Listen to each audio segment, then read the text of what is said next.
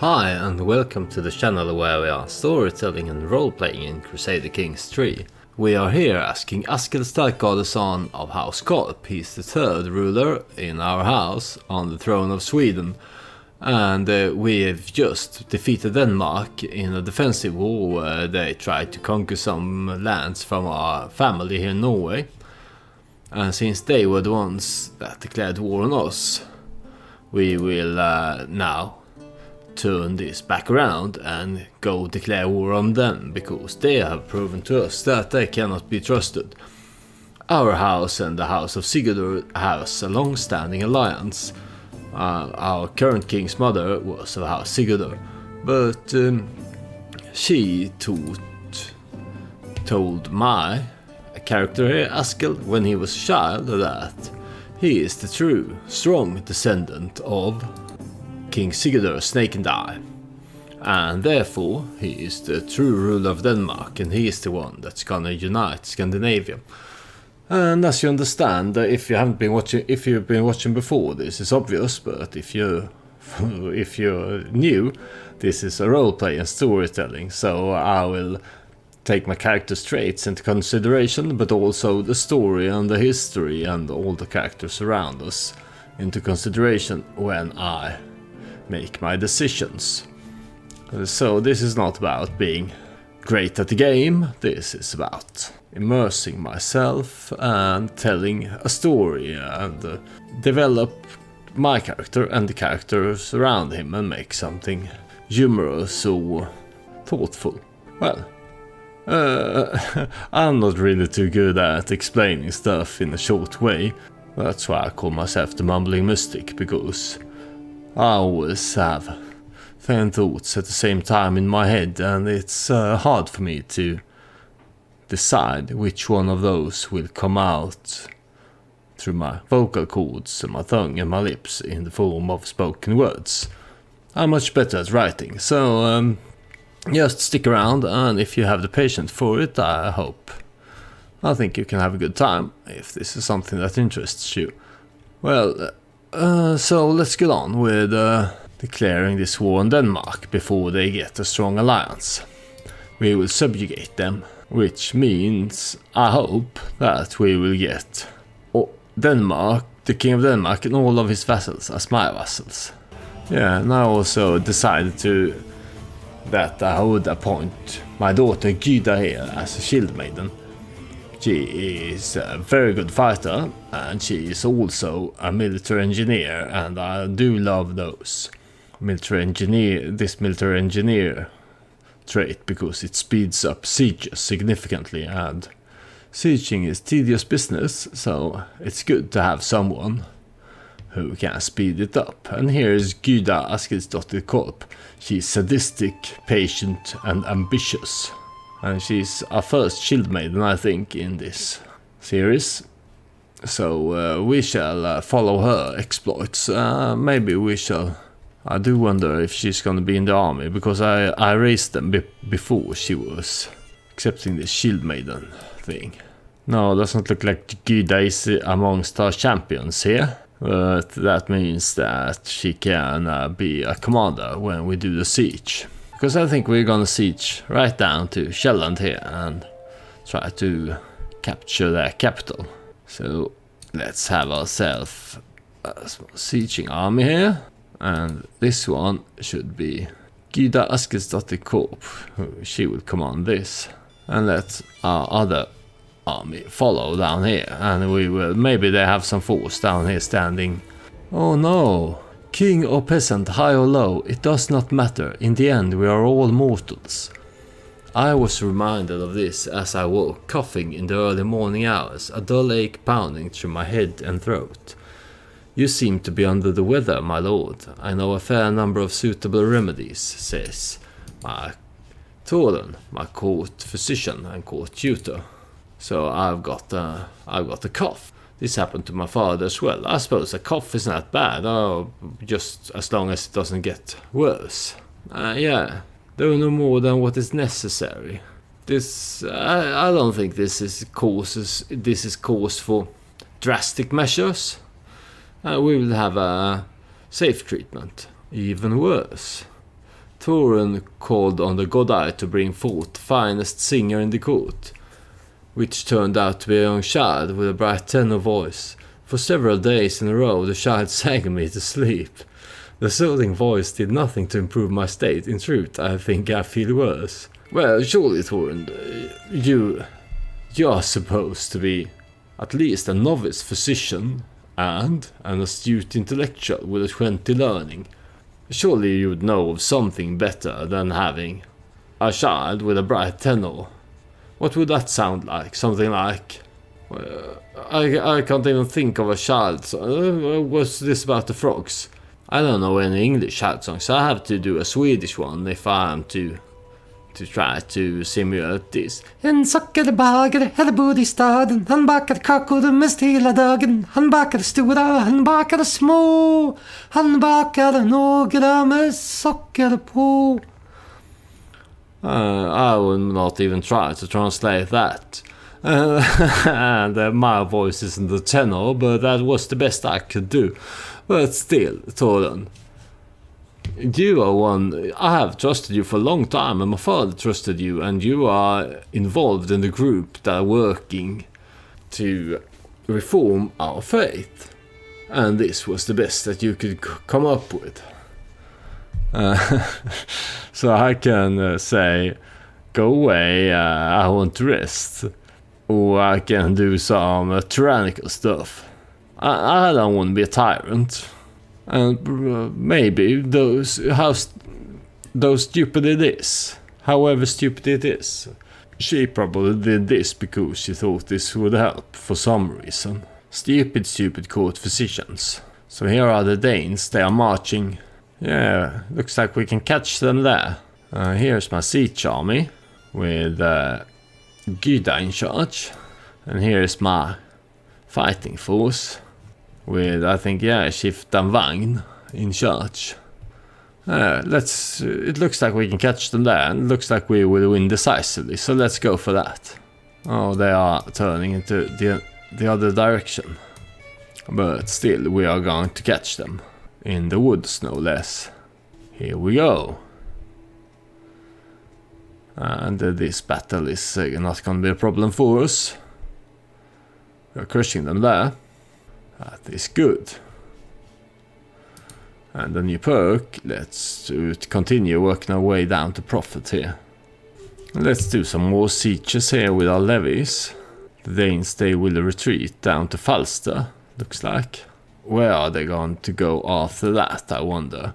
It would be bad if they were to try to engage our force. Oh, I'm glad to be well again. Apparently, as I woke this morning and saw rays of sunshine falling through my window, it took me a moment to realize I had slept soundly for the first time in weeks. I did not wake up coughing at once. So although my court physician botched the treatment, I still got well. Well, that's what happens most of the time when you're coughing and feeling ill, isn't it? So I'm glad this was the case now as well. Where are we going, Danes? They are gonna try to... Can we catch them there? Looks like we can. And I will. If I really can catch them there, this looks like a good win for us. They have much more men than I do, but we have reinforcement coming, and we have better army commander and high quality of our troops. So I will try to go for this, because it looks like they are. Here's Giste, my adventurer. And she is on a pub crawl, it seems.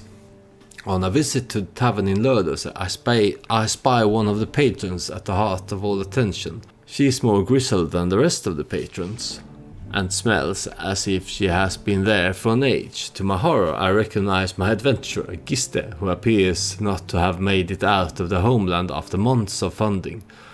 And for my next journey, I shall cross the Red Sea in a single gulp. She promptly scoffs, an entire glass of red wine and cheering rings through the drinking hall. So this adventure, she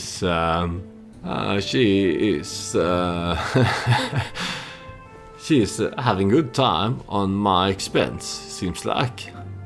So I can make a stewardship challenge. Get out of here and hit the road. There's a 61% chance that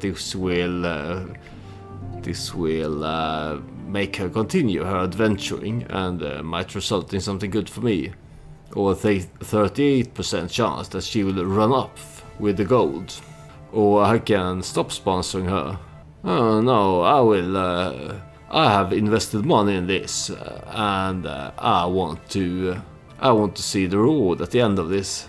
Oh, the adventure continues. That was a good outcome. But here comes my army now, and I hope we will manage to catch those Danes there up in Alfheima. No, just Tryggvi escaped. Curses, Tryggvi. He was worth 100 gold. I just forgot to ransom him. I will have to take a look if I have other prisoners that needs to be ransomed before they escape. Malmfrid Eriksdotter of Jute here. She's not worth anything. Here's a Sigurdur. Here's a Stein. He's real known. I will... no, I can't execute him because that would be considered tyranny. Oh, this Duke Florence here. At least he has managed to get the 100 gold needed for his release. So let's take this and release him. And here's this battle, and it actually looks like we are winning even though we are severely outnumbered. Earlier I have said many times, and my experience tells me this, that numbers are the most important factor in deciding battle.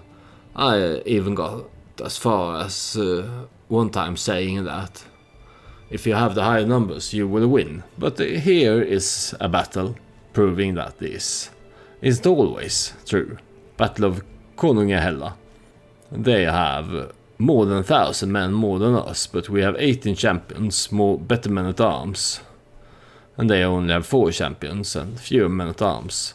And we also have a better commander, so it looks like they can throw out 1,000 men at us here, but we will still come out on top.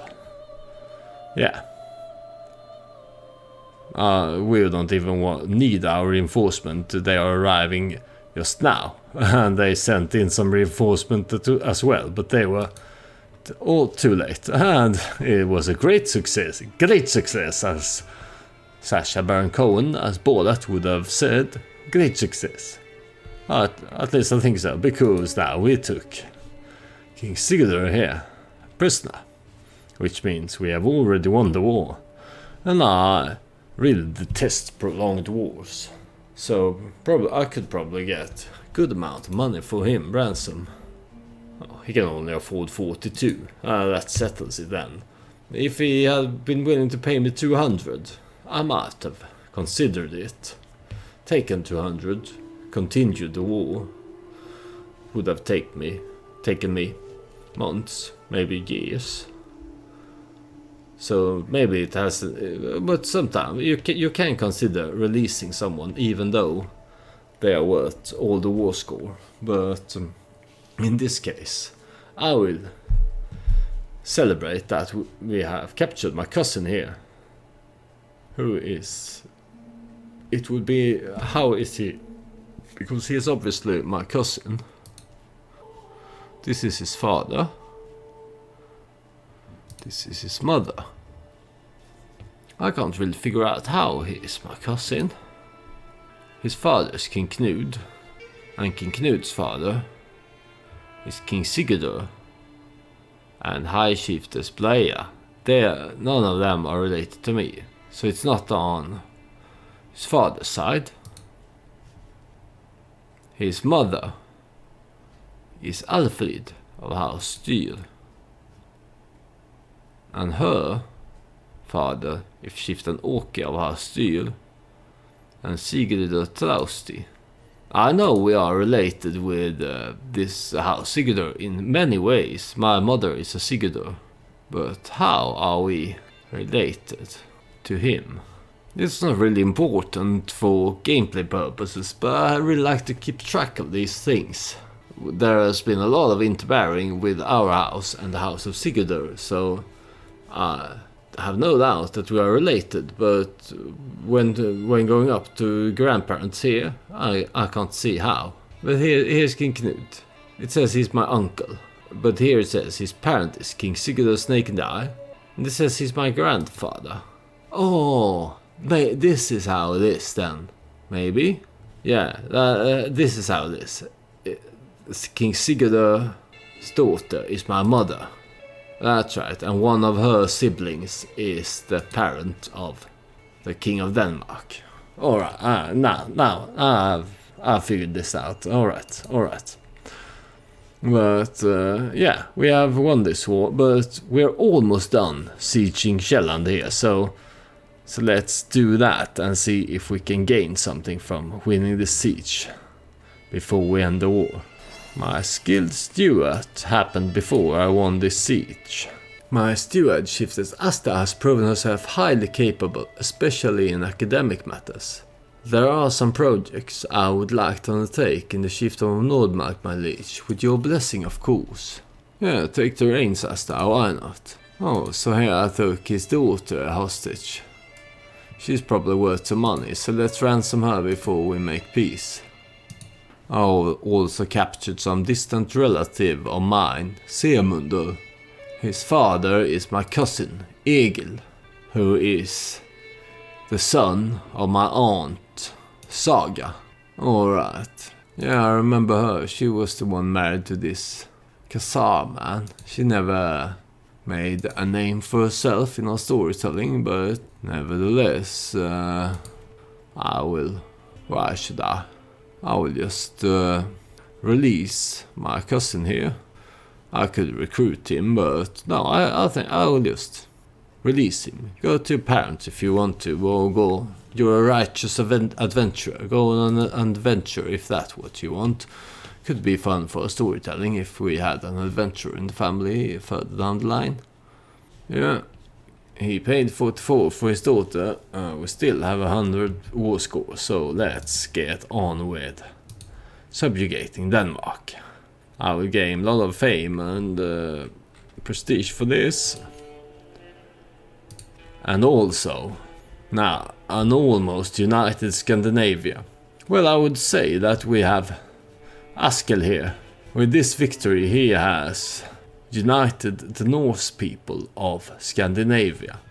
There are the Norse people conquering in Britain here, and we have some Norse from our house down in France. Speaking of which, my brother is his position isn't the best. He is in a lot of defensive wars and he's weak, and it's not going well for him.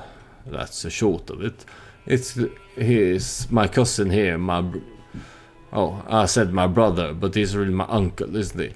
But Prince Skarphead in here, he is managing better. He is the Count of Montpellier here, and he's a decently sized, strong count with an ally. So he is in a better position to keep the name of the House Korp alive down here in Aquitaine, because it looks like Balder here, my uncle, he's going to lose everything, isn't he? There's not much he has left, and well, granted, none of the wars are for his personal holdings, so people are claiming the few remaining vassals he has. But this king of Aquitaine here, he's only king in name by now, and it doesn't look good for him. I hope that our house will keep some presence down here for the story, but that's for the future to see. My character here, he has really decided that this branch of the family, they will have to manage on their own from now.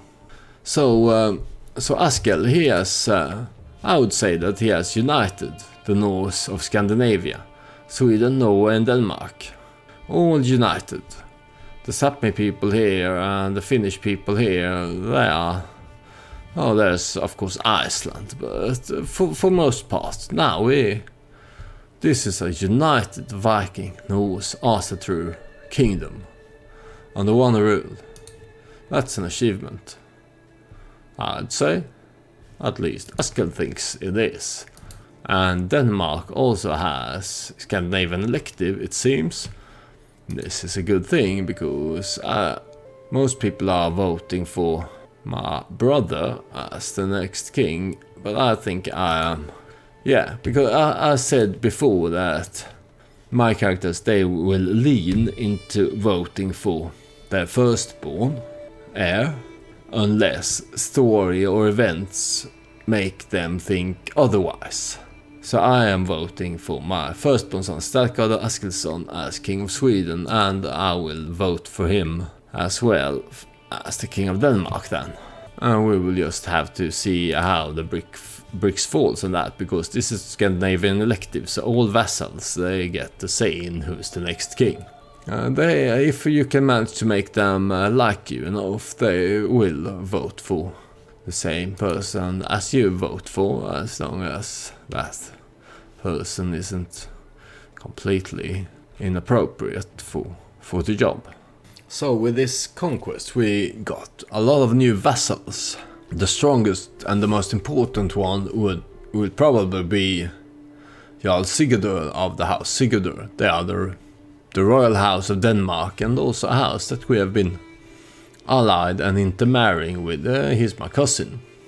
So they might try to cause us some trouble because they think they are the rightful rulers of the Kingdom of Denmark, and they should not bow to King of Sweden here. And it's reflected in that his opinion of me is not high at all. So this might be a problem. But yeah, we have a long friendship with Sigurdur. It fell apart in this episode and the last one because of wars, and it's been going in that direction for a while. But now we have subjugated them, and we shall see what becomes of this in the future. Here we have House Uppsala. They hold this Uppland here. That's where our former court, our former realm priest Rixko de Mer was from, and the first king of Sweden, Björn Ironside of House Munster. If you are not a player involved in playing here, the Duke or the Jarl of Uppland will, for most times, create Sweden. And now this strong duchy here is under the control of House Uppsala. House Uppsala, of course, is this holy site here, Temple of Uppsala. So they look like they are going to be a strong house in our kingdom. Here we have Skåne. This is, it's held by this Dutch house, Akela. How did they get to hold land up there, I wonder? Probably through marrying. This house, Akela, Jarl Gudröder here. His father is Jarl Heliolfur the Impaler of Skåne. I really wonder the backstory of this. It looks like House Akela here has been... Oh, this seems strange, doesn't it? It looks like this House Akela has a long history holding lands in Skåne, but I know them because they are a vassal house here in Holland. I don't really get this. This is really strange because they are a Dutch house. When we conquered the Kingdom of Frisia, they became our vassals, and their motto says, Heimdall's sight guides us, which Heimdall is a character from Norse mythology. He's the one guarding the bridge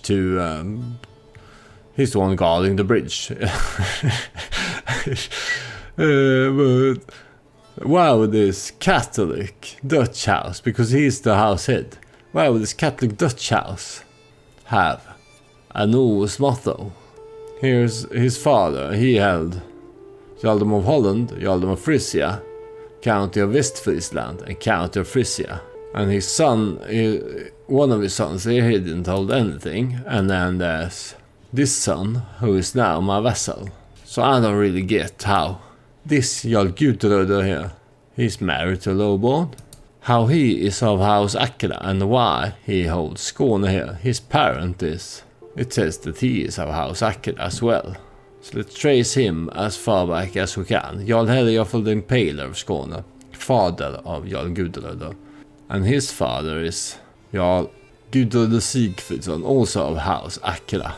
It says that he was born in 879. That's close to where the game starts. And it says that he held Skåne. But I'm sure when the game starts, this House Akela here is not the holders of Skåne, are they?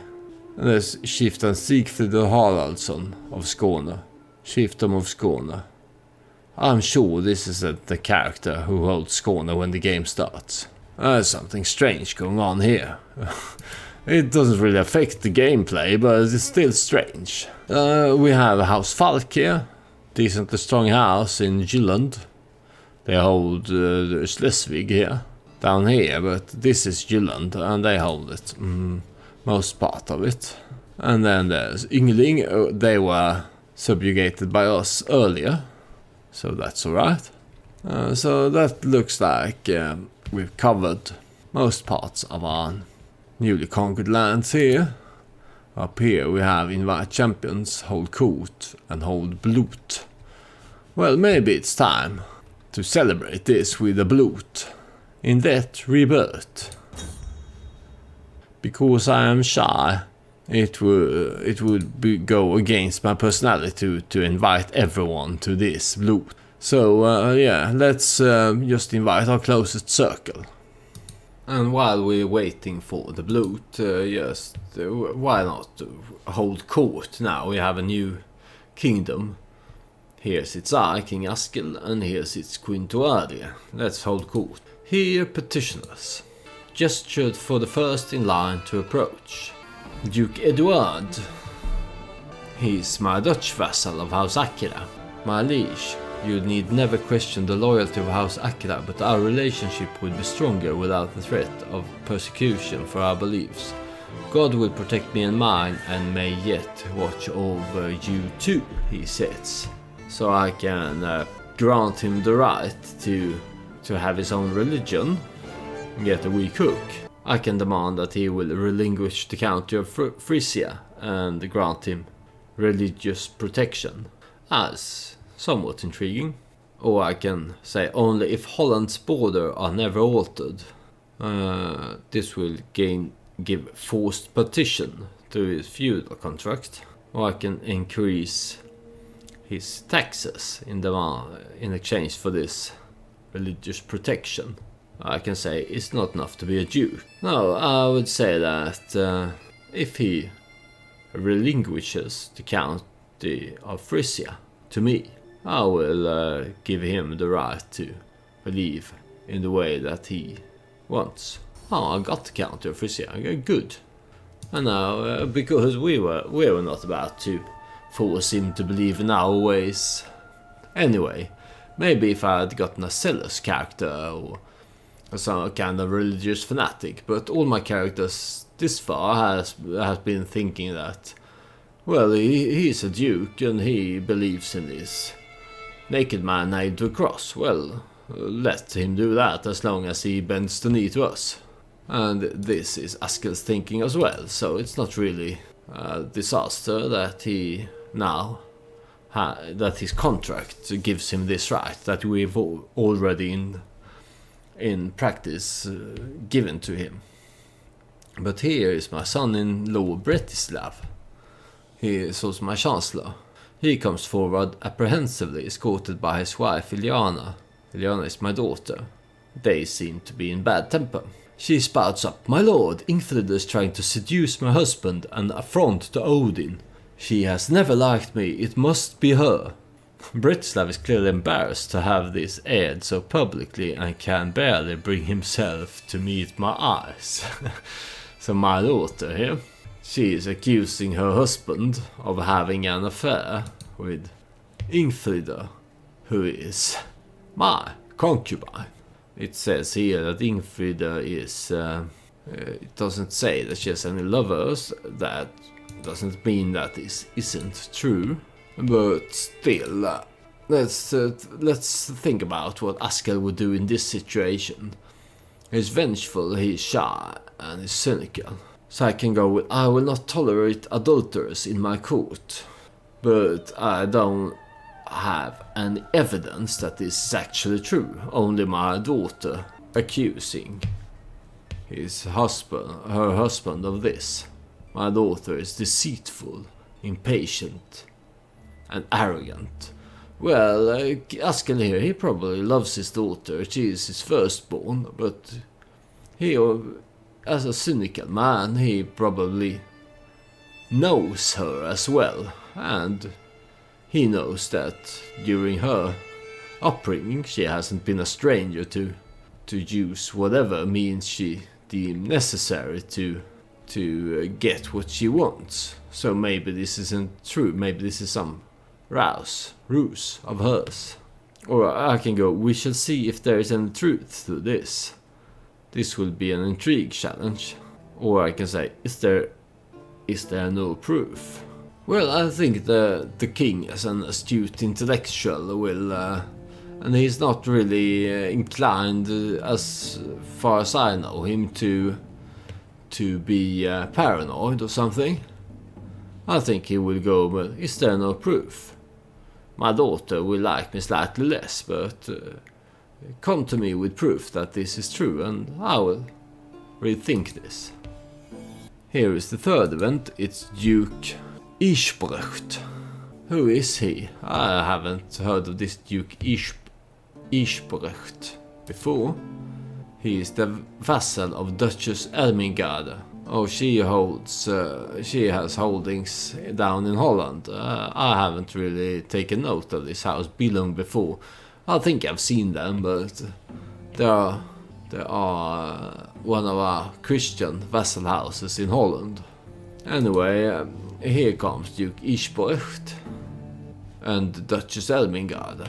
So he's married to the Duchess, and she is the one who is actually my vassal and holding lands. Alright. Anyway, Duke Ishbrecht here, he says, "My lord, I am sure someone in the kingdom is trying to harm my wife. I have no evidence, but suspect Jarl Magnus, given his reputation for villainy, comes for Duchess Ermengarde's throat. I beg you, imprison Magnus and put a stop to this madness." So he is accusing Jarl Magnus here that he is plotting to kill his wife, but he provides no evidence for this.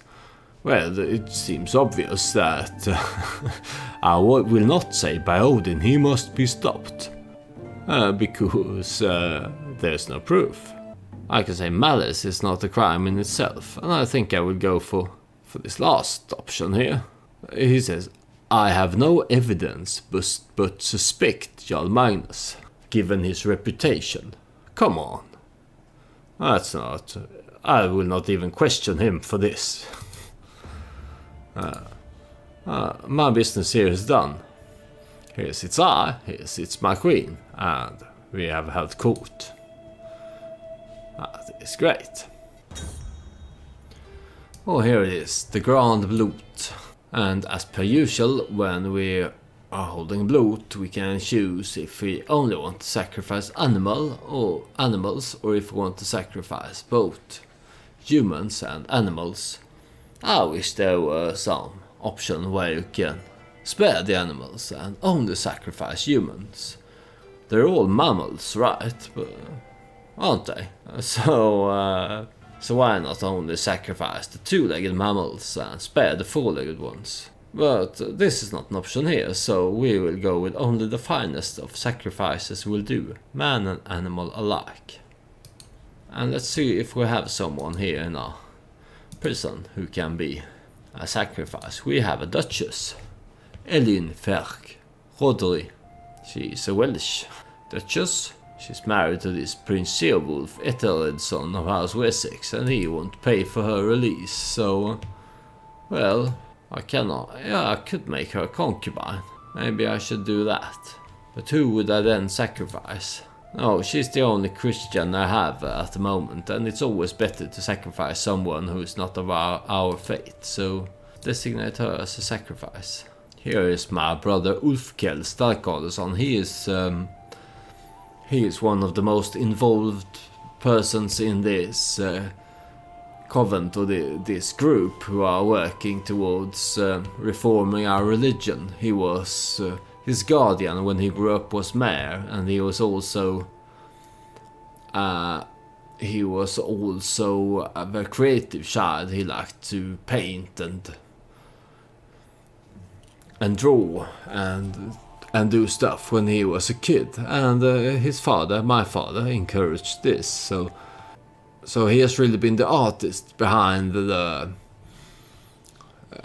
doing the drawings and the paintings behind the religion that we are about to create with our old beliefs as a foundation.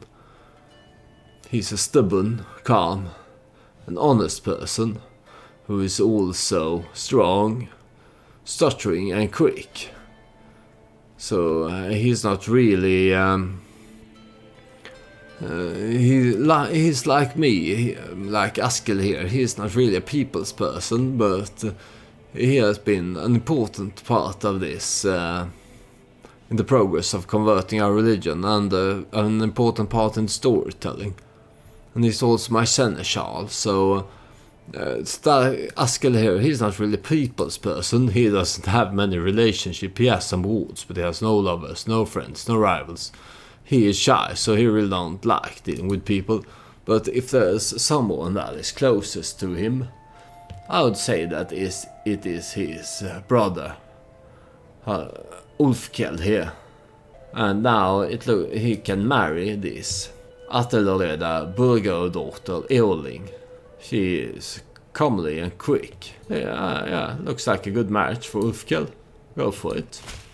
She accepted. Excellent. Welcome to court. Oh, my cat Shadow charmed my vassal, Jarl Magnus. Yeah, good. Here the blood progresses with the sacrifice of Duchess Elin. We have had this event many times before when we've done this blood, so if you want, you can pause the game and read it yourself, but I'm not gonna read it out, so time to rub shoulders with Commonbuck. With glee.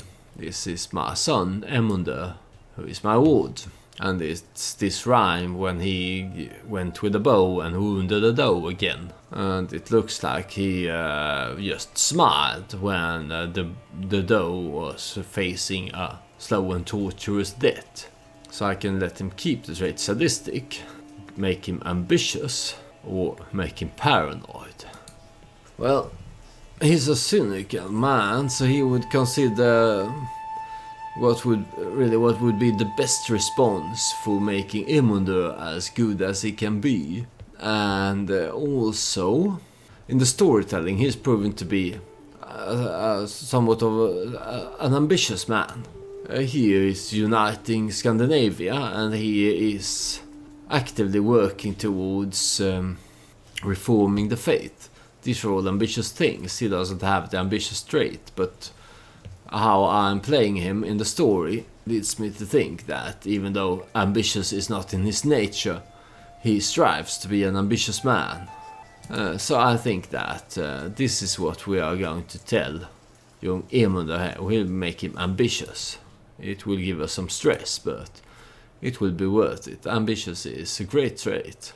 And maybe now we should go for a hunt to get rid of this stress. Yeah, let's go for a hunt. The foragers. There are some foraging peasants in the woods, and I am annoyed with them. And says, surely there must be better things to do in Lödöse than picking roots and mushrooms. Well, as someone who has actually been to Lödöse in present day, I'm not too sure about that. Picking roots and mushrooms seems like probably the most entertaining and really the best thing you can do when in Lödöse. Sorry if I offended anyone from Lödöse. I had a cousin who lived in Lödöse when I was a kid, and it really looked dreary. I haven't been there in a long while though, so let's not keep offending Lödöse people.